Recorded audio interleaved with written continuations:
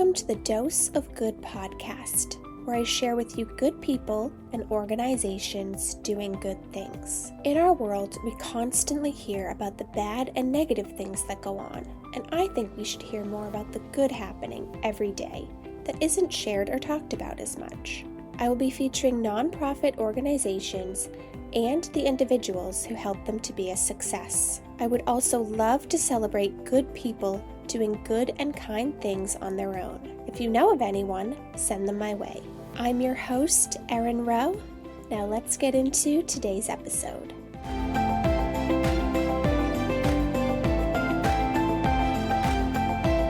For today's episode, we will be discussing Community Caregivers of Greater Derry, an organization that provides elderly and disabled residents practical assistance and support to stay in their own homes in safety and with dignity for as long as possible. I hope you enjoy learning more about this wonderful organization. Today I'm here with Cindee, Tanuma, Executive Director of Community Caregivers, and Gail, Wolfe, Loaner's Closet Assistant. Welcome and thank you for being here. Thank you for having us. I wanted to have you start by telling us a little bit of the history of Community Caregivers as well as kind of their mission. Sure. So the mission is enriching lives and supporting individuals to remain independent through a compassionate volunteer community. So we made it purposely a little vague because we wanted the power to help whoever really needed the help. If it was an unmet need, we wanted to surround those people by that compassionate volunteer community and help them. So about 35 years ago, 1988, it was kind of the thing in around the nation, these faith in action programs or just some of these organic offshoots to develop these caregiving programs to fill an unmet need. So seniors that aren't essentially, they're too poor to pay for some things, but they can't pay for them out of pocket either. And so they were kind of in that middle area of people that were either being underserved and not served at all. So the same thing they did back then is what we do today, with the addition of the handyman program. But those compassionate volunteers are being trained to do light chores, groceries, friendly visiting, transportation to medical appointments, light respite care, yard work, and then I would say in about 2007 we added the handyman program.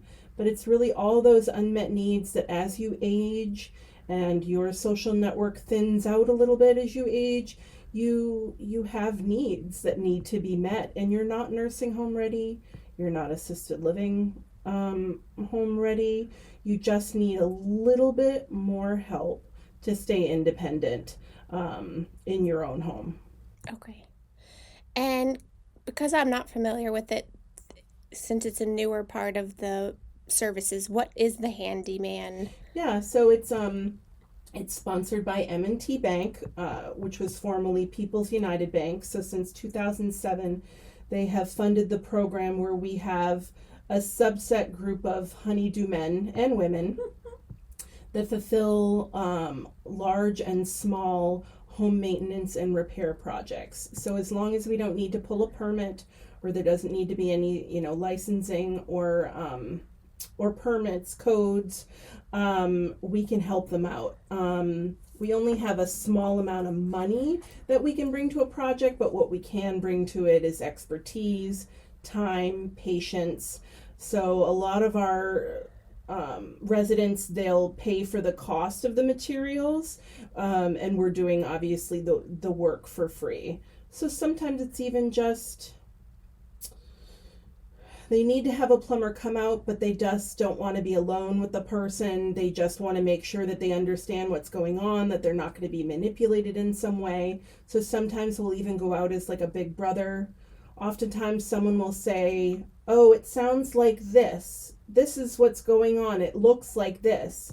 So we'll call one of the repairmen. They'll go out and they'll be our eyes and ears and tell us, oh no, we don't want anything to do with this project. Or yes, I can easily do this. Or this is what needs to be done. I'm sending you some pictures, but you need someone that's a little bit more, plumbing savvy or whatever it might be. So these are just these maintenance things. We don't do anything with aesthetics or cosmetics, or we won't help you be compliant with HOA.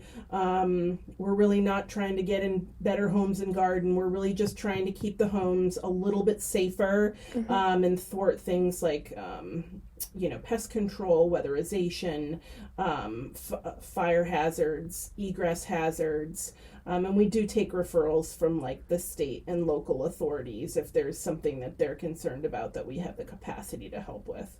Okay, that's good to know. Yeah. And did you want to tell us a little bit about what you do with the loaner's closet? I'd be happy to. Okay. The loaner's closet exists because very often people have a physical need for some piece of durable medical equipment, and they either don't know where to get it, they don't have the money to buy it, or maybe they don't even know what they need, but the doctor said, you need A. So they come to us saying, my neighbor says I need one of those things.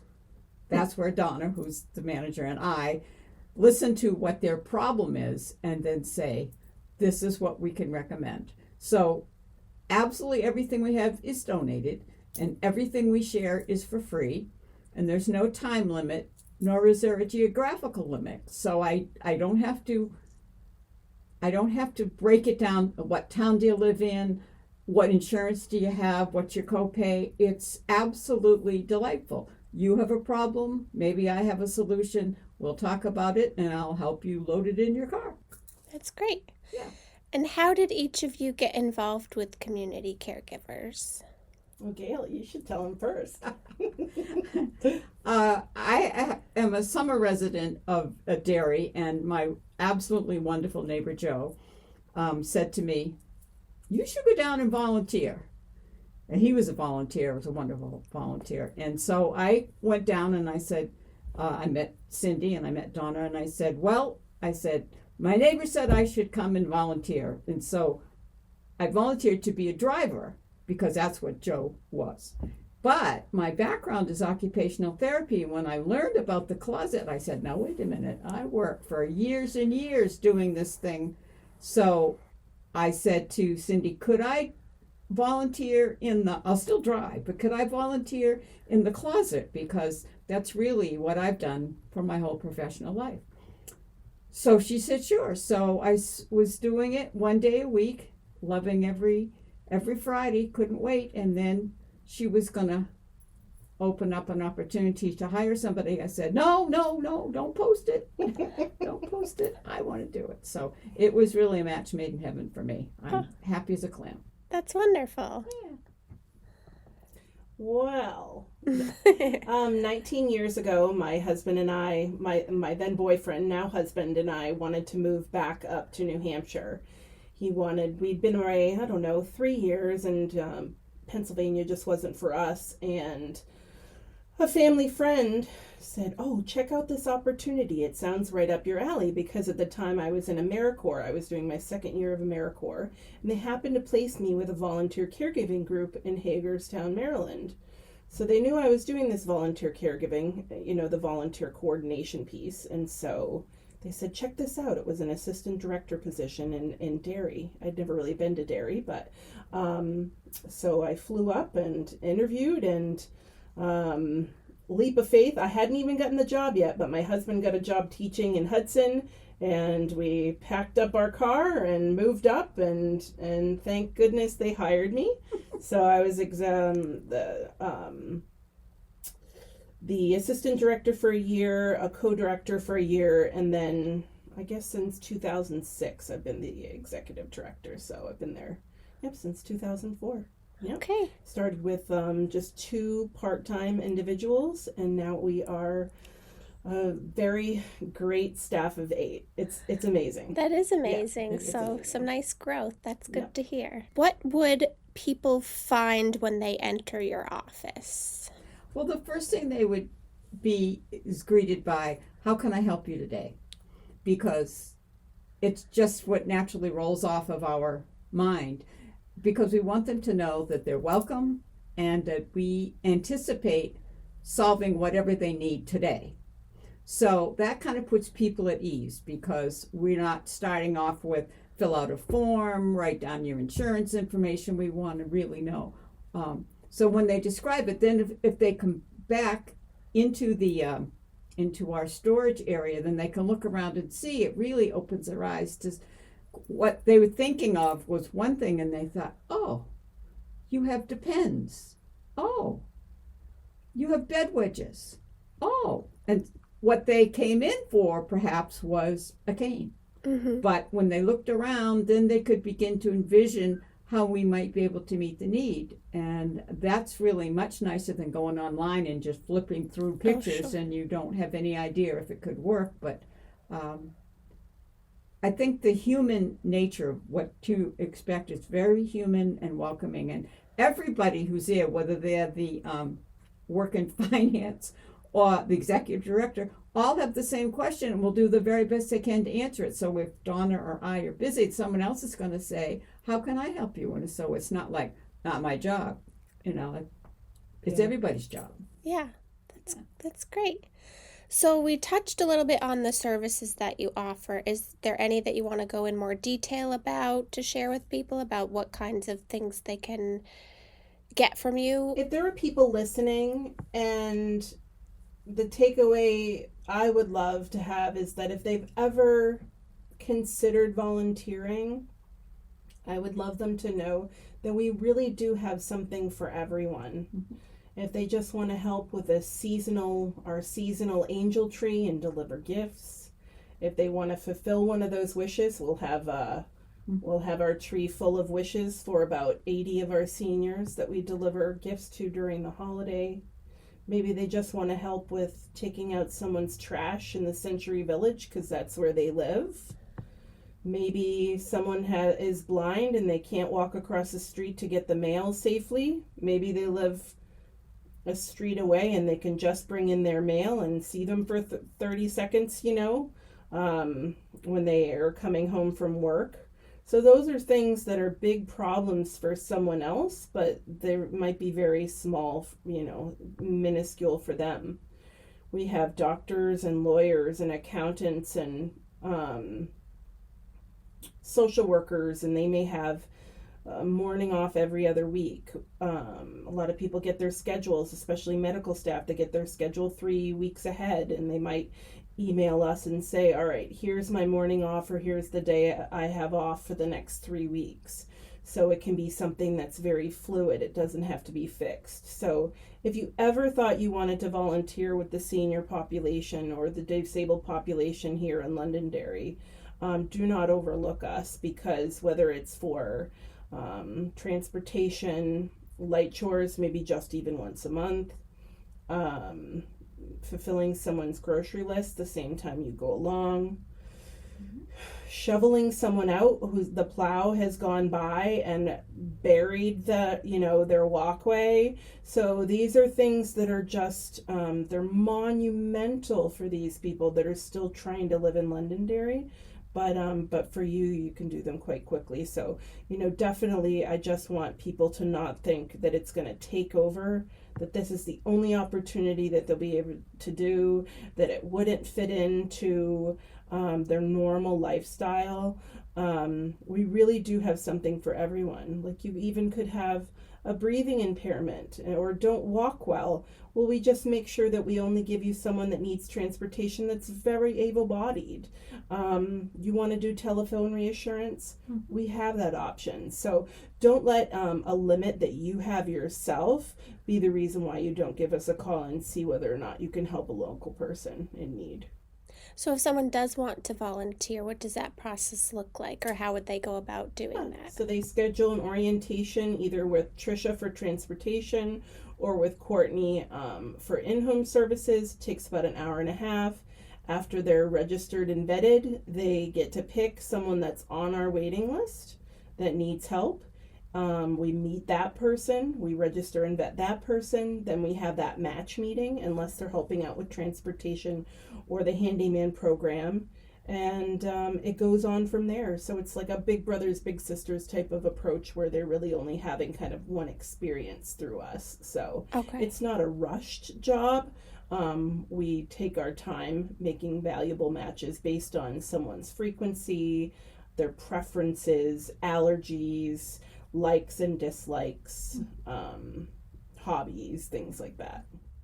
And so if someone was looking to get services, would it be a similar process for them to be put on your list to get help with certain things? Or? Sure. They would call one of the three of us, whoever was available, and after a set of questions, we would basically flesh out whether a good match for a program like ours. We have to make sure they're going to be responsive to the volunteer dynamic, they're going to be compliant, they're going to be respectful, they're going to be flexible, and that their needs aren't too great in terms of personal care or something that requires specific training. But they would put their name on our list, and as soon as we had a match for them, we would give them a call. If it's just for transportation, it's math. So for every new volunteer Londonderry driver, we take 3 people off the waiting list. So if you get 3 new volunteers in 1 month, we would take 9 people off the waiting list.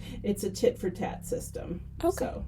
Okay, that's good to know. And then for you, is there any category of donation that you need more than another, or? Yes. Walkers and rollators and transport wheelchairs, I think, are our 2 biggest requests that people,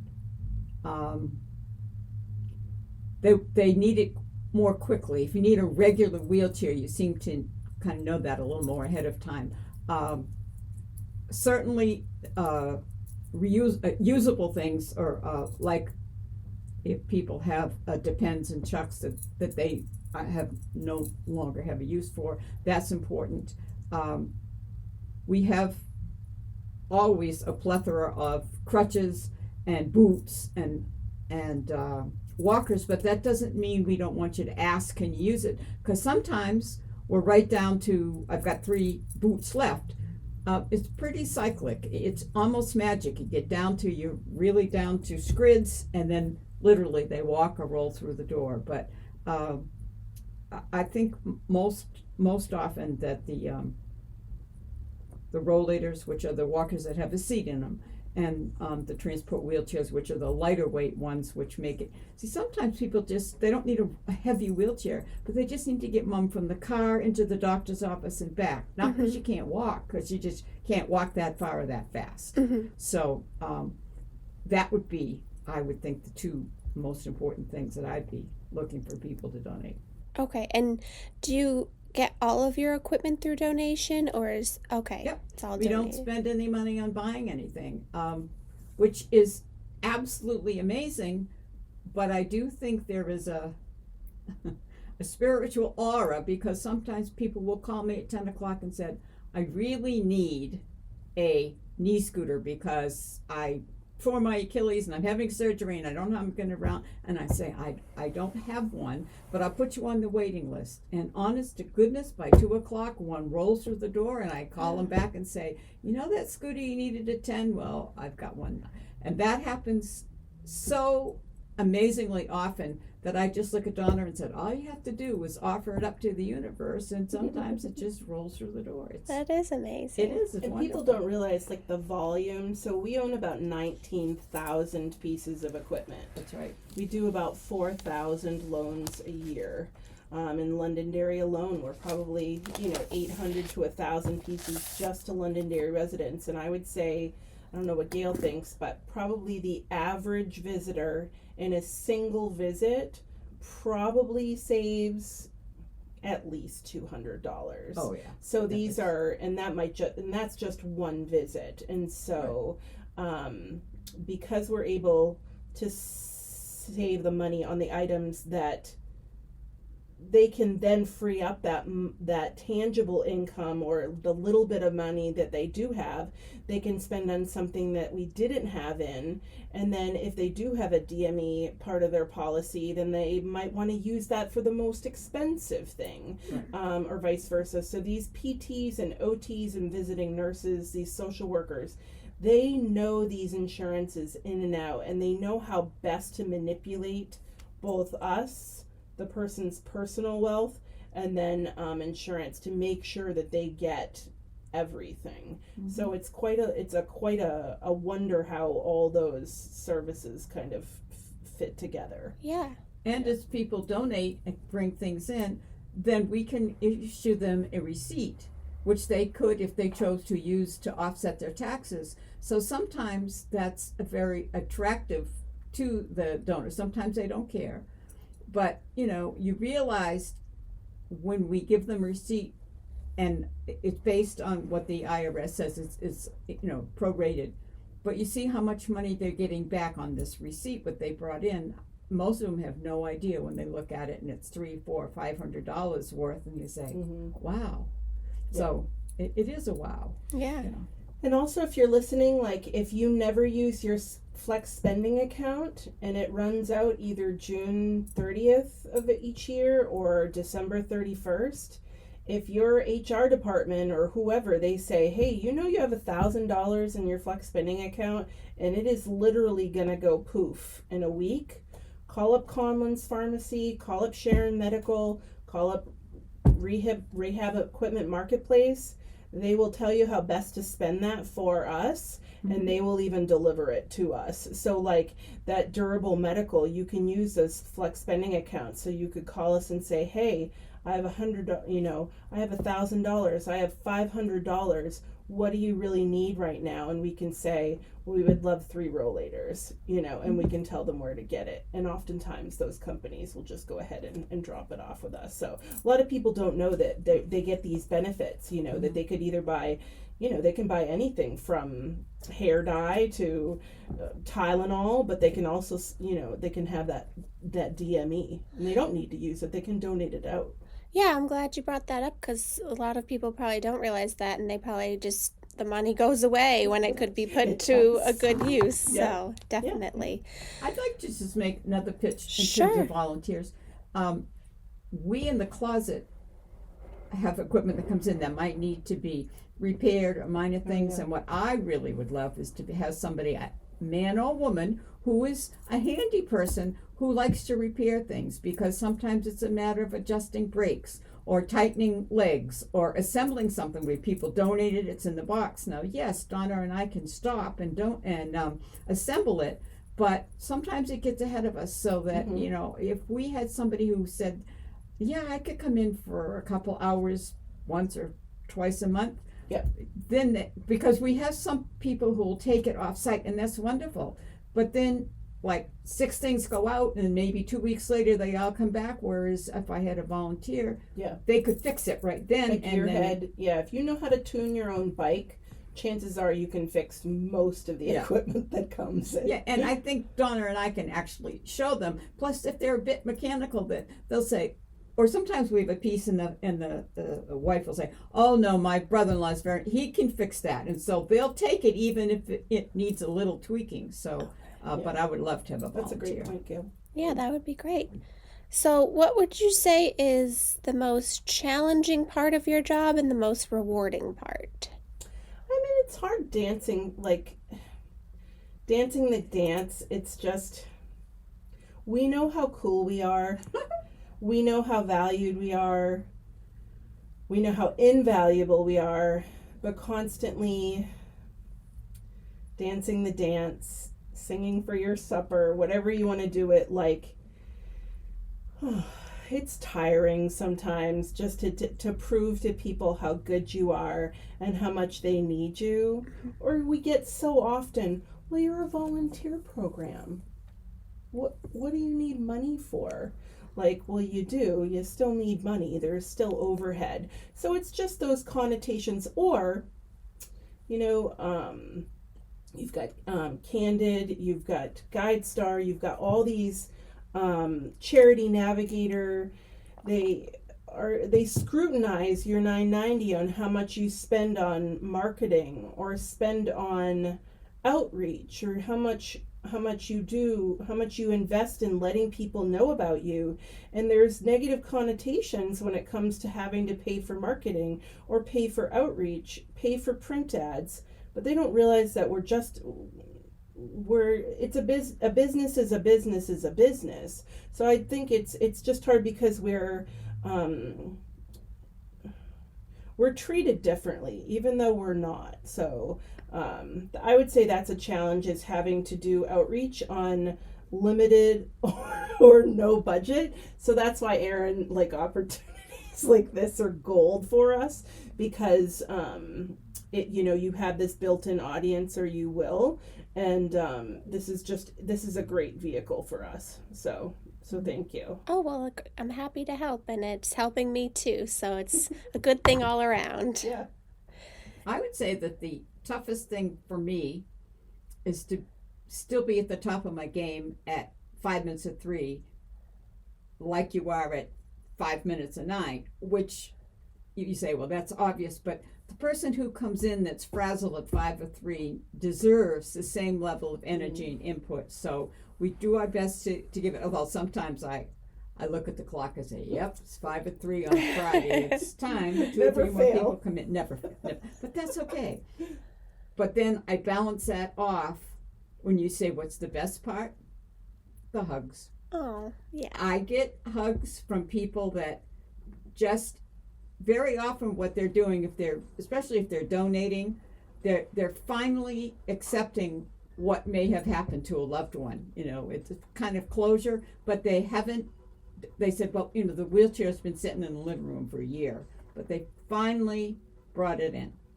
And so I know that people are very sensitive. Some are huggers and some are not. So I do say, because they give off a vibe, I do say to some people, you look like you might need a hug. And they either say, no, I'm all right. And I say, okay, good. I read it wrong. Or they just kind of melt. Yeah. And that's the best thing for me. It's not, there's nothing else, that knowing that we were able to solve a problem and help with that emotional burden that they were dealing with is just, and we started a new program this year, which I'm happy about.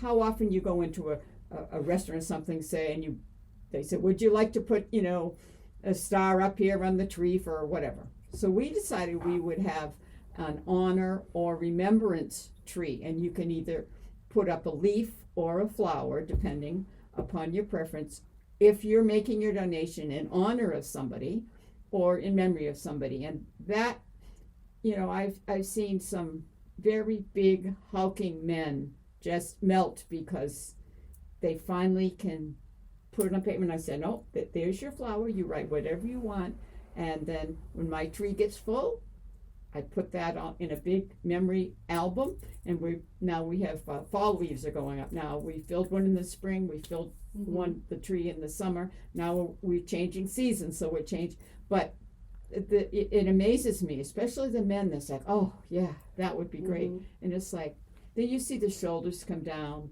and you see them. Yeah, I love that idea. Yeah. Now, you had mentioned that you have a new back room area that you're hoping to have people utilize. Did you want to tell us more about that? Yeah, so if you're a nonprofit or a group that's looking to have a space available free for rent, our only stipulation is that you can't, there can't be any entry fee. You can't be profiting from the group.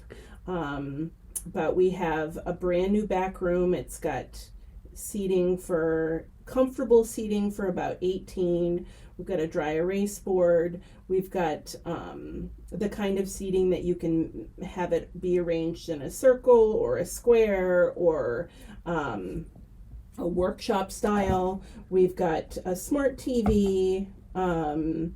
We've got thoughtful lighting.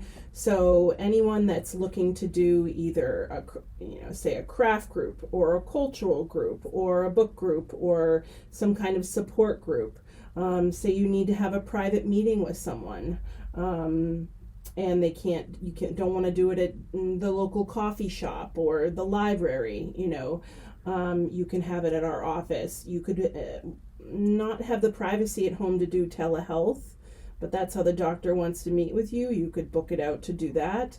We'd be open to toenail clinics, blood pressure clinics, parish nurse program, really anything, if it's going to benefit seniors and disabled in our general area. So we've got some projects coming up. You can see our website for them, but we've got 3 talks coming up in November, December, and January. They're geared towards our volunteers, but they are going to be open to the public. But really, we just want people to know that we do have a finished space, and if they'd like more information, they can just reach out to us.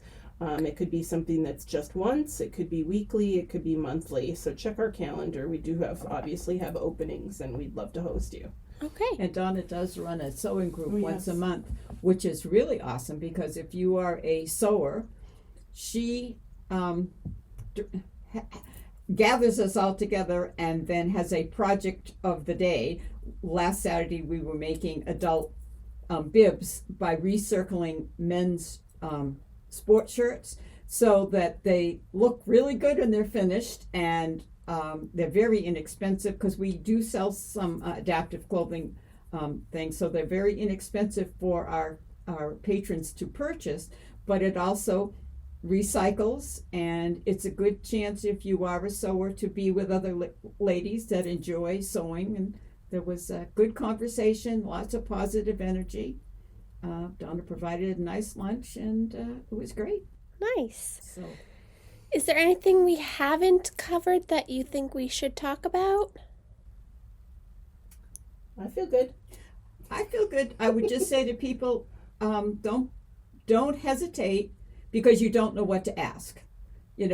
Call us and talk with us. Dawn is very, very knowledgeable. She knows equipment inside and out. I've been an occupational therapist for over 50 years, so I understand that aspect of things. So don't think that any question is too trivial, because we've had people, my most recent example is, we had a young woman come in. She brought her friend, but while she was there, she just nonchalantly asked, "Do you ever get knee braces?" Now, we wouldn't think about coming to us for a knee brace. I said, well, as a matter of fact, I have a whole bin of knee braces. And so we talked about it, and I brought out what I had, and I got right down on the floor, and she came in walking with difficulty.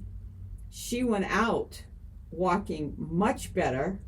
I was the one that had tears in my eyes after, because she wasn't even coming for herself. She was coming to help her friend. But she just in passing said, "Do you ever get knee braces?" She didn't have the money. She told me that they were going to be $300 a piece. She didn't have the money to buy them herself. But she just casually asked. So no question is too little. If you don't know, call us and ask us. Yeah. And we have waiting lists. If we don't have it, we'll put you on the waiting list. And when one comes in, we'll call you right up and say, got it. Right. And what nonprofit do you think we should have on next? Well, for Londonderry, right? It doesn't have to be for Londonderry. If it is, great, but it can be, even someone that serves just the state of New Hampshire or so whatever. A couple of my Londonderry volunteers, they cook lasagnas for Lasagna with Love. And a couple of my volunteers, I could give you their names, but I think it's not a very well-known nonprofit in this area. I haven't heard of it, so I'm intrigued. So you just have to sign up for a meal. They give you the name of the person that's looking for a little love through lasagna, and you make it and you deliver it. And they've got people right here in Londonderry that are looking for a little extra love through food. So I'd love to know more about it, but I don't know. Yeah, that sounds great. I'll get their info after the show, because that sounds interesting to me, and especially if it's an organization that doesn't maybe isn't as known, I'd love to get them more known. So, and then the final question I like to ask everybody is, what is the kindest thing you've ever witnessed or been a part of? Oh gosh. And I know it may be hard to pinpoint one specific thing, so even if it's, a number of things. And you can take time to think if you need, because I know it's a hard one. Oh gosh. Well, sometimes it's really nice when you get a volunteer that they might be a younger person and they might be a little self-absorbed. And they might think that their life is really bad or they've got it hard off, and you match them up with someone that's got, one arm or one eye or one leg or, and has this great spirit, this optimism, this light shining off them, and through the years of this person helping this person, they just get such a great perspective of how they're seen, how people see them, how they see themselves.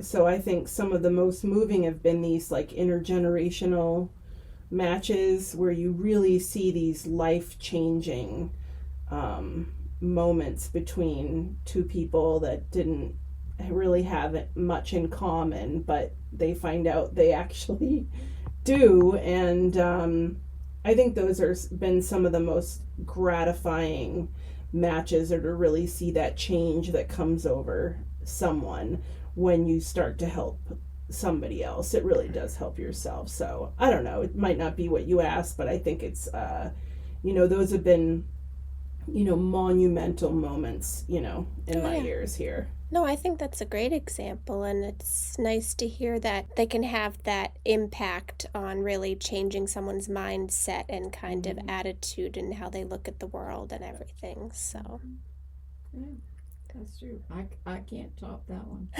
That's a good one. Okay. No, it's about the relationship building, and whether it's a relationship between the caregiver and the person who doesn't want the care, and then when they finally come around, and then they suddenly can advise somebody else, like you'll see in the waiting room, you'll see two gentlemen who are not happy because of their individual circumstances, but one's encouraging, the other one's like, well, it's not so bad, 6 weeks ago I was, I needed a whatever, now I'm at this point, and or they'll pull together their military background. It's like, I'm helping out my friend, but he's not very good because he was in the Marines and I was in the Navy, and we fight all the time. But it's like, yeah, we fight all the time, but when push comes to shove, he's over here trying to get equipment so that his cantankerous friend won't be sleeping on a futon, which someone has to pick him up and set him down on. So yeah. I just like to be a part of helping to facilitate that relationship and just see it happen. It just is good. Yeah, I think that's great, and I appreciate all that you do for everybody and your organization does for everyone, and thank you for being here. Well, thank you for having us. Thank you for having us over. It's great. Keep up the good work. Thank you. Thank you for listening to today's episode. I will include all the information for community caregivers in the show notes, as well as the YouTube description if you are watching on YouTube. Just a reminder that you can find the Dose of Good podcast on YouTube, Spotify, and Apple Podcasts. If you are in a different part of the country, I encourage you to see if there is a similar organization where you live. I hope today's episode has inspired you to get more involved in your community and to reach out and help others.